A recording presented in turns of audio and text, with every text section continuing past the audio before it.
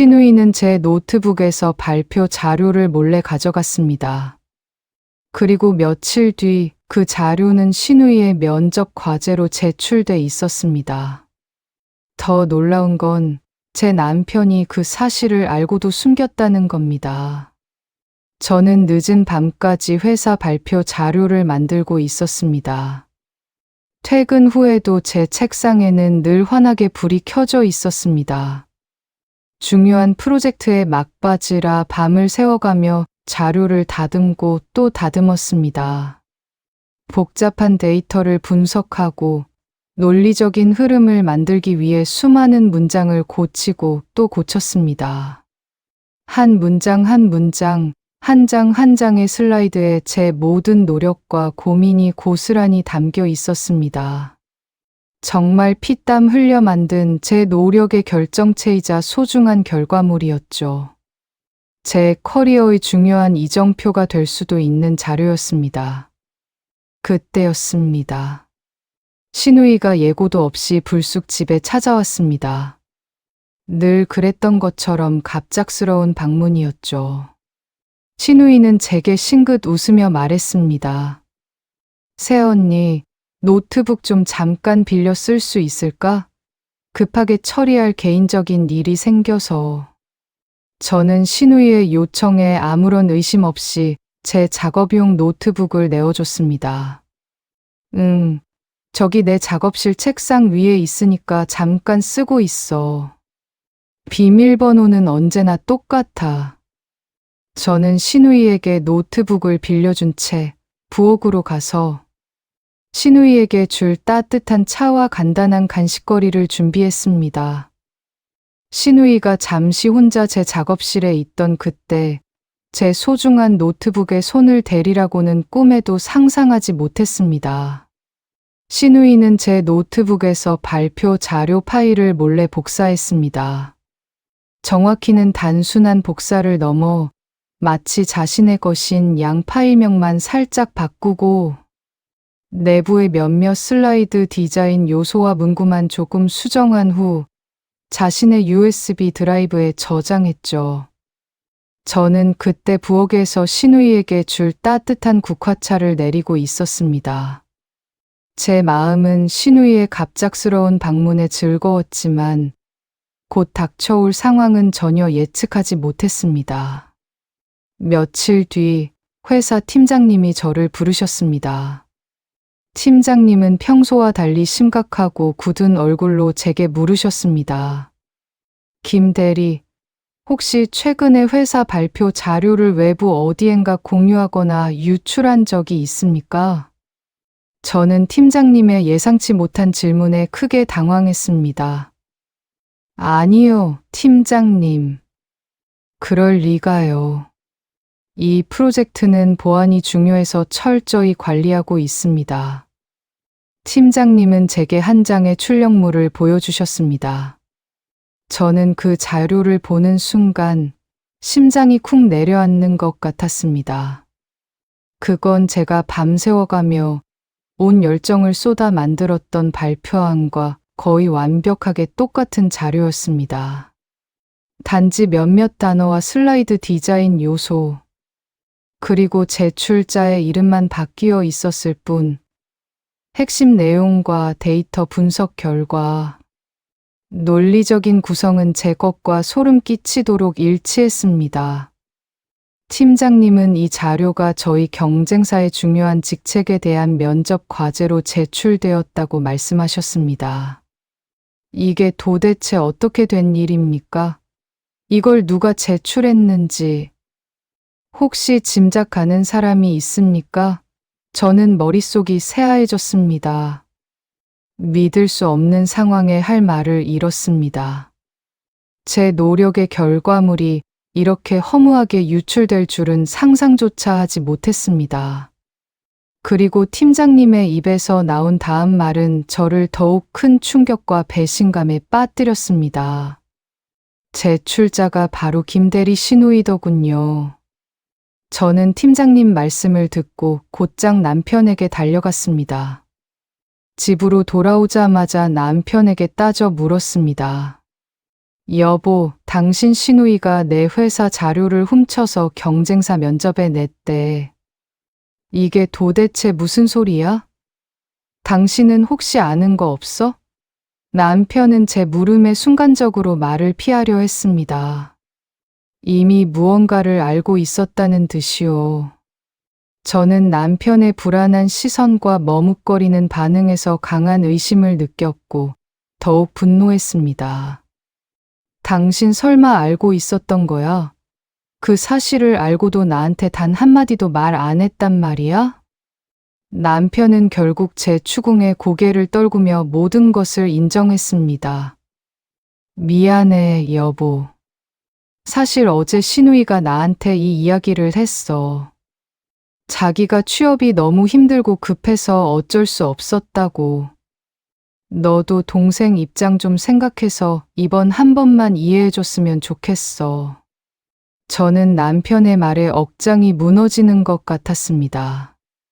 이해해달라니요. 제 피와 땀으로 이뤄낸 소중한 노력을 도둑맞았는데 어떻게 쉽게 이해를 할 수 있단 말입니까? 바로 그때였습니다. 시어머니에게서 다급한 목소리로 전화가 걸려왔습니다. 시어머니는 제게 애가 취업이 너무 힘들어서 그랬다는데 가족끼리 자료 좀 쓴 걸 가지고 너무 야박하게 구는 거 아니니? 라고 말씀하셨습니다.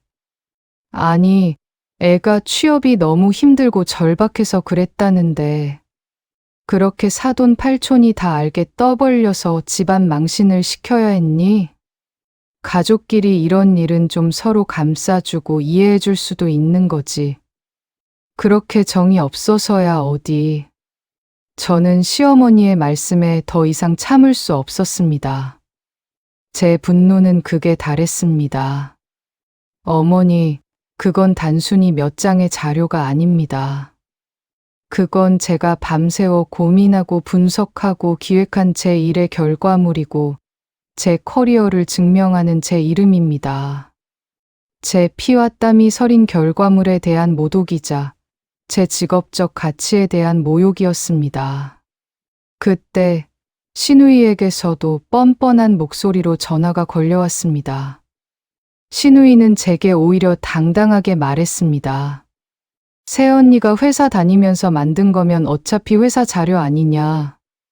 제가 그걸 조금 참고했다고 해서 그렇게 난리 칠 일이에요? 시누이는 한술 더 떴습니다. 제가 가져다 쓴 게 뭐가 그리 큰 잘못인데요. 어차피 회사 건데 제가 조금 참고하거나 활용할 수도 있는 거잖아요. 새언니는 이미 취업도 했고 자리 잡았지만 저는 아직 백수인데 제가 조금 도움받는 거 가지고 이렇게까지 할 필요는 없지 않아요? 저 좀 봐주면 안 돼요? 저는 시누이의 후안무치한 뻔뻔함에 기가 막혔습니다. 시누이는 제 자료를 가져다가 제목과 면접 제출자의 이름만 바꾼 채 제 원본 자료의 거의 90% 이상을 그대로 제출했습니다. 심지어 제가 오탈자 하나까지 신경 써서 고쳤던 내용인데 시누이가 그것조차 발견하지 못했는지 제 원본 자료의 오탈자까지도 그대로 제출하는 어처구니없는 실수를 저질렀습니다. 남편은 여전히 저를 설득하려 했습니다. 시누이가 면접만 잘 넘기면 되니까 이번 한 번만 눈 감고 모른 척 넘어가 주면 안 될까.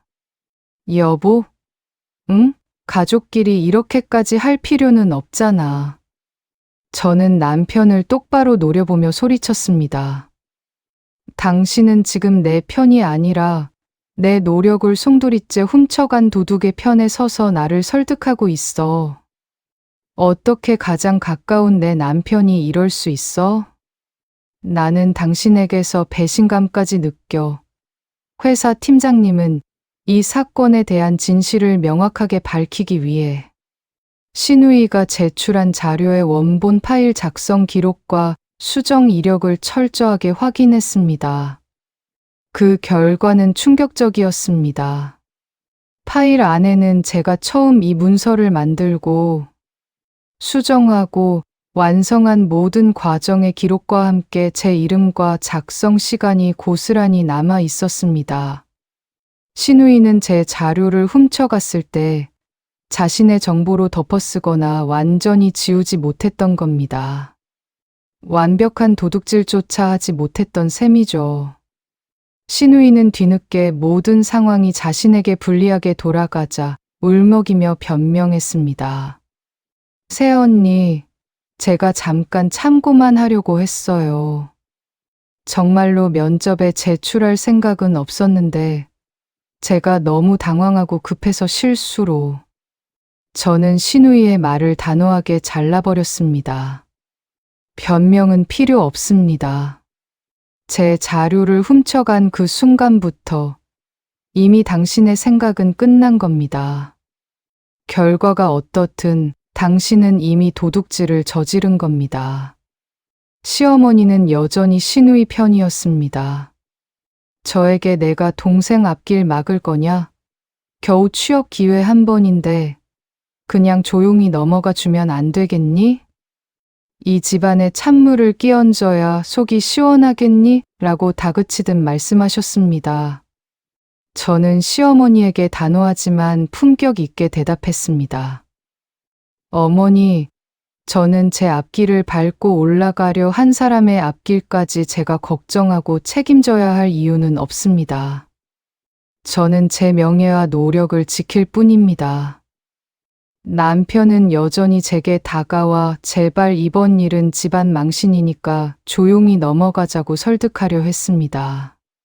저는 남편을 똑바로 바라보며 단호하게 말했습니다. 망신은 제가 이 사실을 밝히는 순간 생기는 것이 아니라 당신과 시어머니가 훔친 행위를 가족이라는 미명하에 덮으려 한 그 순간부터 이미 생긴 겁니다. 그리고 당신도 이 일의 책임을 피할 수 없을 겁니다. 저는 결국 회사에 이 모든 사실관계와 증거를 정확히 보고했습니다. 신우이의 면접 과제 도용 사실은 경쟁사를 포함한 관련 모든 회사에 명백하게 드러났고, 신우이의 면접은 당연히 취소되었습니다. 뒤늦게 남편과 시어머니는 저에게 찾아와 눈물을 보이며 사과하려 했습니다. 하지만 저는 그들의 사과를 받아들일 마음이 없었습니다. 사과는 제 노력이 들킨 뒤가 아니라 제 것을 훔치려던 그 순간 멈추고 포기했어야 했습니다. 이미 당신들의 사과는 늦었습니다. 저는 이제 제 길을 갈 겁니다. 여러분이라면 가족이라는 이름으로 내 직장 자료나 소중한 성과를 몰래 가져가 자기 것처럼 사용하려 했던 상황에서 어떻게 대처하시겠습니까? 본 영상은 재구성한 사연극입니다.